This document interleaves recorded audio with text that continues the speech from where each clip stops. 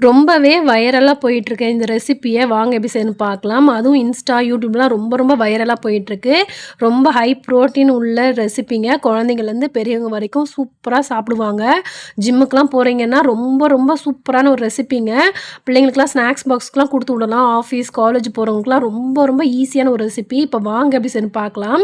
ஒரு 200 gram boneless சிக்கன எடுத்துட்டு நம்ம ஒரு இட்லி பானையில வேக வைக்க போறோம். அப்புறம் ஒரு கைப்பிடி நெறைய பூண்டு, காஞ்ச மிளகாய் 2 முட்டை சேர்க்குறேங்க. காஞ்ச மிளகா வந்து பெரியசா இருக்கிறதுனால 2 சேர்த்துருக்கேன். உங்க காரத்துக்கு தகுந்த மாரி சேர்த்துக்கோங்க. முட்டை வந்து பெரிய சைஸா இருந்ததுனால நான் வந்து ஒரு பவுல்ல ஊத்தியிருக்கேன். இப்போ வந்து இத மூடி போட்டு ஒரு 10 நிமிஷம் வேக வச்சுக்கலாம். இருக்கட்டும். இப்ப பாருங்க 10 நிமிஷமா வேகுது. வெந்துருச்சான்னு பார்க்கலாம். சிக்கனும் நல்லா சாஃப்ட்டா வெந்துருச்சு.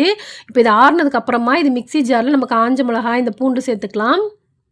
பூண்டு சேர்த்துக்கு அப்புறமா இந்த முட்டை சேர்த்துக்கலாம். முட்டை பாருங்க எவ்வளோ அழகா வெந்து வந்திருக்குன்னு சொல்லிட்டு.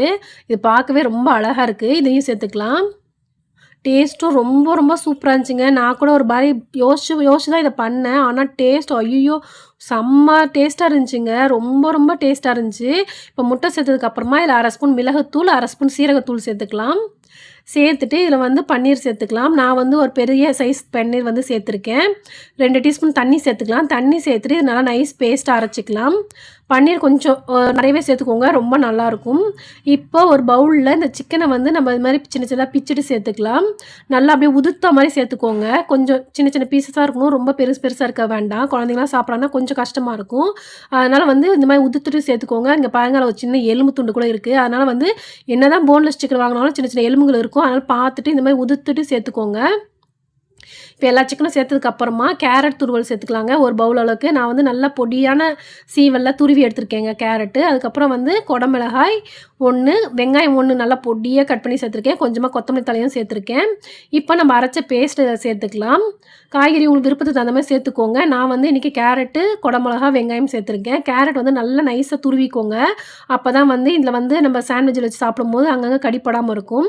இப்போ தேவையான அளவுக்கு உப்பு சேர்த்துட்டு இத நல்லா கலந்து விட்டுக்கலாம். பார்க்க கெட்டியா இருக்க மாரி இருக்குங்க. இதோட மிக்ஸ் பண்ணும்போது சரியா வரும். எக்ஸ்ட்ரா தண்ணி கிண்ணி எதுவும் ஊத்திற வேண்டாம். இத வச்சு நல்லா கலந்துக்கோங்க. பாருங்க இந்த அளவுக்கு நல்லா கலந்ததுக்கு அப்புறமா இதில நம்ம பிரெட்ல ஸ்டஃப் பண்ண போறோம். நீங்க சப்பாத்தில கூட இத ரோல் பண்ணி குடுக்கலாங்க. செம்ம டேஸ்ட்டா இருக்கும். சூப்பரா இருக்கும். குழந்தைங்களுக்குலாம் ஸ்கூலுக்கு நீங்க லஞ்ச் பாக்ஸ் கூட சப்பாத்தில வச்சு குடுத்து அனுப்பலாம். அவ்ளோ டேஸ்ட்டா இருக்கும். இப்போ நான் அதில வந்து பிரெட்ல தான் வைக்க போறேன். நிஜமாவே ரொம்ப நல்லா இருந்துச்சு. ஈஸியான ஒரு ரெசிபி. நமக்கு வந்து சிக்கன் மட்டும் இருந்தா போதும். மீதி காய்கறி, வெங்காயம்லாம் வீட்லயே இருக்கக்கூடிய ஒரு பொருள் தான். ரொம்ப ஈஸி செய்றதும். டேஸ்ட்டும் சூப்பரா இருந்துச்சு. இப்போ வந்து பிரெட்ல வந்து தேவையான அளவுக்கு வச்சுக்கலாம். கொஞ்சம் நிறையவே வச்சுக்கலாம். ரொம்ப டேஸ்ட்டா இருக்குங்க. ஒரு வாட்டி ட்ரை பண்ணி பாருங்க. ரொம்பவே வைரலா போயிட்டுருக்கு. இப்போ இது மேல இன்னொரு ஸ்லைஸ் பிரெட்ட வச்சுட்டு கொஞ்சமா அமுத்தி விட்டுக்கோங்க. இது ஒட்டி பிடிச்சுக்கிற அளவுக்கு கொஞ்சம் அமுத்தி விட்டுக்கோங்க. இப்போ வந்து நம்ம இத வந்து தவால போட்டு டோஸ்ட் பண்ணிக்கலாம். நான் வந்து நெய் ஊத்துறேங்க. குழந்தைங்க சாப்பிட்றதுனால நெய் போடுறேன். உங்களுக்கு நெய் வேணாம்னா நீங்க சும்மா கூட டோஸ்ட் பண்ணிக்கலாம்.